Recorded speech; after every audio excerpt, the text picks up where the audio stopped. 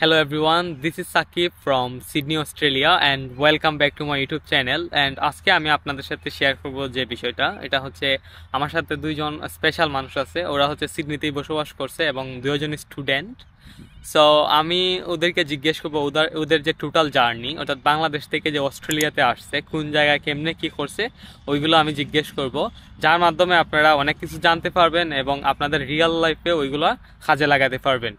So চলেন তাহলে শুরু করা যাক। কি অবস্থা রাকিব?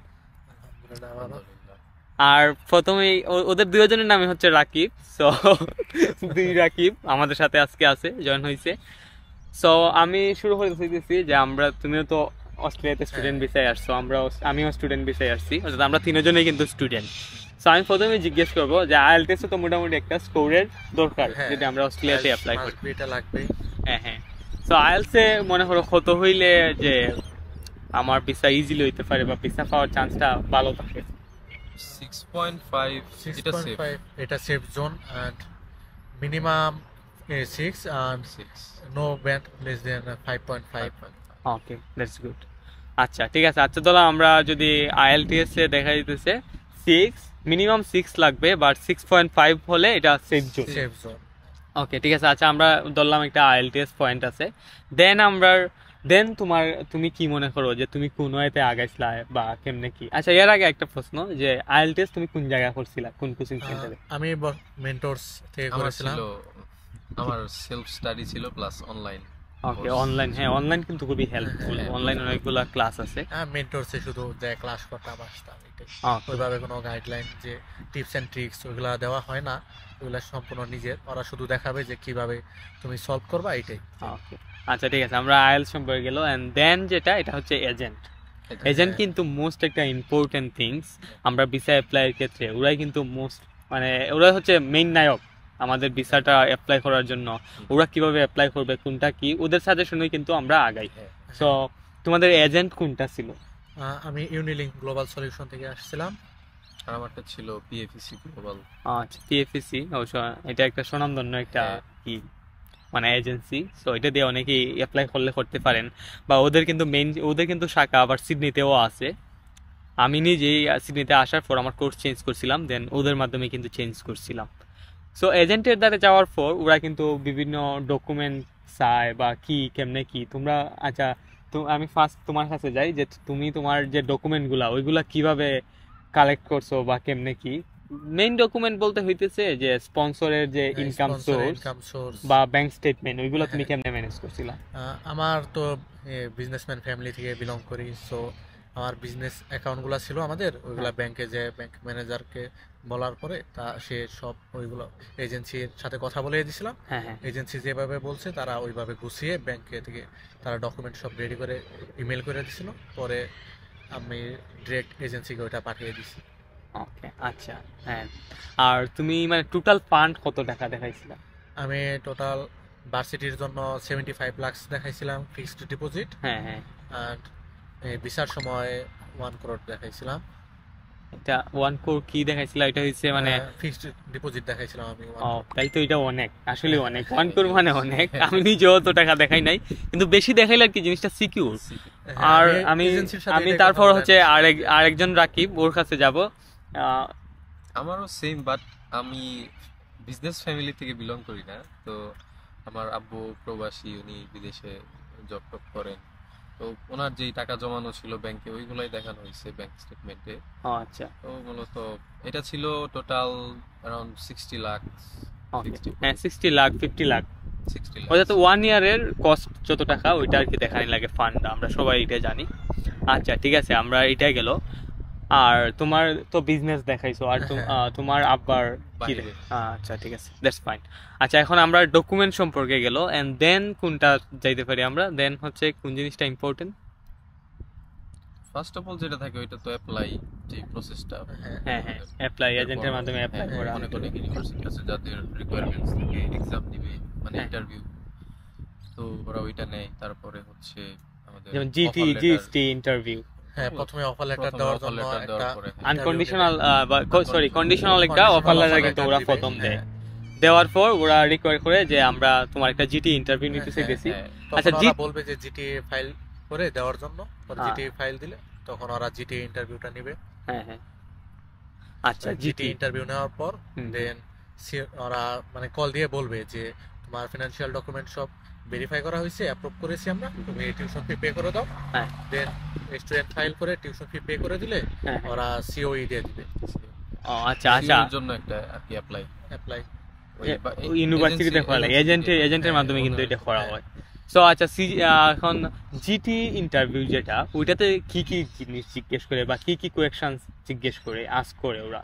নর্মাল বেসিক যে ওই আমার ব্যাপারে যে আমার ফাইনান্সিয়াল স্ট্যাটাস এগুলো জানতে চাই, আমি আমার এডুকেশনাল ব্যাকগ্রাউন্ড সম্পর্কে এটা অবশ্যই জানতে চাইবে যেহেতু স্টুডেন্ট। হ্যাঁ হ্যাঁ সো এরপর আমি কেন এই জিনিসটাই চুজ করলাম, মানে এই কান্ট্রিটাই চুজ করলাম, এই সাবজেক্টটি কেন, তো এইগুলোর বিষয় হালকা দেন পাতলাই আর কি। জিজ্ঞাসা করেছে যে এই কোর্সটা করে তুমি দেশে যে কি করবা, দেশে এই- back দেশে করবা। তোমার এইটার হুম। উপরে কোন কোন কোম্পানি আছে যে তুমি এখানে জব পাবা, কত হ্যাঁ। স্যালারি পেতে পারো তুমি আশা করো দেশে হ্যাঁ, যাই। হ্যাঁ, হ্যাঁ। এটা কিন্তু এবার- মোস্ট ইম্পর্টেন্ট হ্যাঁ। থিংস, মানে ওদের- অস্ট্রেলিয়ান ওদের গভর্নমেন্ট ওদের এটা বোঝানো লাগে যে আমি দেশে আসলে আমার এই কয় ইয়ারের ভিতরে আমি যেই টাকা খরচ করছি অস্ট্রেলিয়াতে ওইটা ওইটা আমি তুলতে পারবো বা হ্যাঁ, উঠাতে হ্যাঁ, পারবো হ্যাঁ। বাংলাদেশে ব্যাক করার হ্যাঁ, পর। এগুলো আবার এসওপি তে উল্লেখ করে দিতে হয় যে SOP তে কোন কোম্পানিতে তুমি জব পেতে আচ্ছা। পারো, এগুলো উল্লেখ করে দিলে এসওপিটা অনেক স্ট্রং হয়। হ্যাঁ হ্যাঁ হ্যাঁ। এগুলো তো অবশ্যই দিতে হবে। হ্যাঁ। অস্ট্রেলিয়ান গভর্নমেন্ট এইটা চায় যে আমরা এখানে পড়ালেখা করে দেন বাংলাদেশে গিয়ে কিছু একটা করি, হ্যাঁ। এখানে না থাকার জন্যই ওরা হ্যাঁ, কিন্তু তাদের কনভিন্স ভিসা করতে দেয় হবে যে আমাদের। আমরা যাব বাংলাদেশে ফেরত যাব। বাংলাদেশে back হ্যাঁ করে এটা দেয়। কনভিন্স করতে পারলে এনিহাউ তাহলে কিন্তু আমরা ভিসা পাওয়ার হ্যাঁ। সম্ভাবনাটা অনেক বেশি থাকে।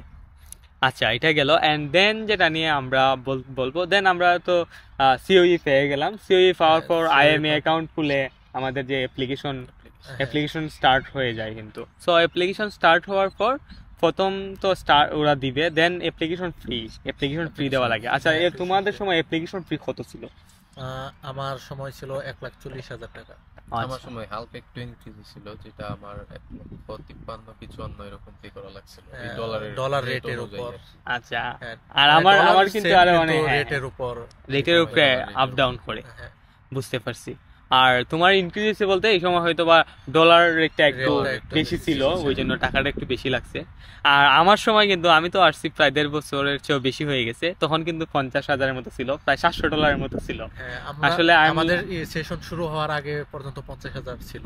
হ্যাঁ হ্যাঁ আমাদের হ্যাঁ। সেশন থেকেই শুরু হয়েছে এটা। আসলে হ্যাঁ এটা কিছু করার নাই, এটা তো অস্ট্রেলিয়ান গভর্নমেন্টের হ্যাঁ, কাছে এটা সম্পূর্ণ। ওদের- সো আমরা ধরো অ্যাপ্লাই করে ফেললাম, অ্যাপ্লাই করার পর হচ্ছে ফিঙ্গারপ্রিন্ট এবং বায়োমেট্রিক। বায়োমেট্রিকের জন্য যেতে হবে, দেন মেডিকেলের জন্য যেতে হবে। এটা কয়দিন পরে দেয় বা কেমনে কোন এটা জায়গায় দেওয়া অ্যাপ্লাই লাগে? করার সাথে সাথে গেলে ভালো হয়, তাহলে আপনার অ্যাপয়েন্টমেন্ট নেওয়া লাগে। হ্যাঁ, Appointment সাথে সাথে অ্যাপয়েন্টমেন্ট কয়েকটা- নিয়ে ওখানে চলে গেলেই হয়। আচ্ছা বুঝছি। যে তার appointment না কারণে নিলেও হয়, এটা কিছু সুবিধা কিছু আছে যেমন যে আছে, গ্রিন ক্রিসেন্ট হ্যাঁ। আছে ওদের, ওহাব আছে। হ্যাঁ, হ্যাঁ। ওহাব এদের ইয়া লাগে না। কিসেন্টে গেলে ওটা বেশি ভালো হয়। বেটার হয় গুলশানের ওইদিকে। আচ্ছা আচ্ছা গুলশান বনানী।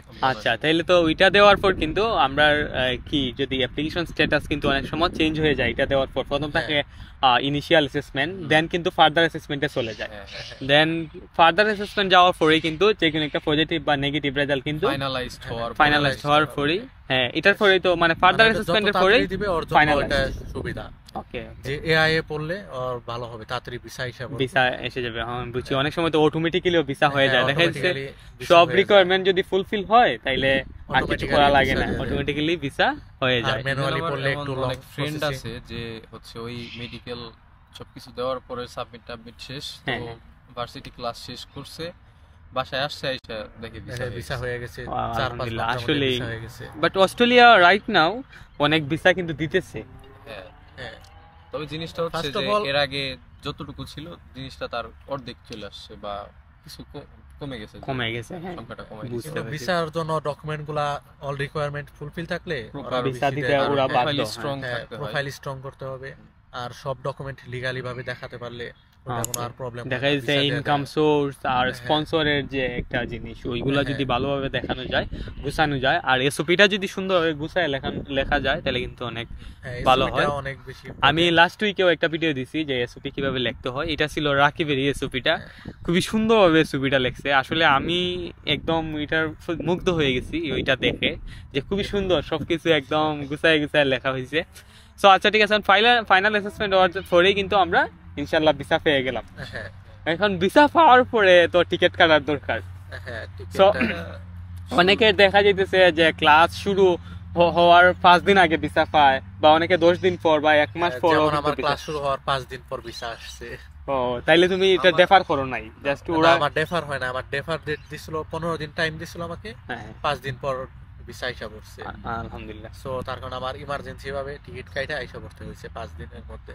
আচ্ছা, আমার ব্যাপার আলাদা, আমার 1 মাস আগেই ভিসা হয়ে গেছে, 1 ও মাস তাহলে তো এটা গুড সাইড। 12 দিন আগে। ওদেরকে তাড়াহুড়া করা লাগছে না, না, রিল্যাক্স। রিল্যাক্স। হ্যাঁ, আমি তো প্রসেসিং শুরু করছিলাম এই জুলাইয়ের অভ্যুত্থানের সময়। ও ওই সময় তাহলে ওই প্রবলেম সময় ছিল তো সবকিছু ভালোই। একটু প্রবলেম হয়েছিল, ডকুমেন্ট রেডি করতে একটু প্রবলেম হয়েছে। হ্যাঁ, কিন্তু এমনি সব জায়গায় পরিচিত আমার থাকার লাস্ট কারণে, মোমেন্ট ছিল বিজনেসের ওই কারণে, সময়টা।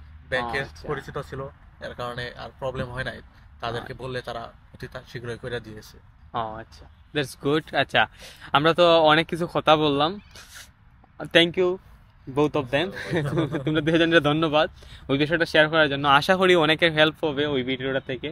আর যদি আপনাদের কোনো কোয়েশ্চেন্স থাকে তাহলে অবশ্যই আপনারা কমেন্ট বক্সে কমেন্ট করতে পারেন অথবা পেজে জিজ্ঞেস করতে পারেন। সো আজকে এ পর্যন্তই, ইফতারের টাইম হয়ে গেছে, সো আমরা চলে যাব ইফতার করার জন্য। দেখা হবে পরবর্তী কোনো ভিডিওতে। আল্লাহ হাফেজ, ধন্যবাদ এভরিওয়ান।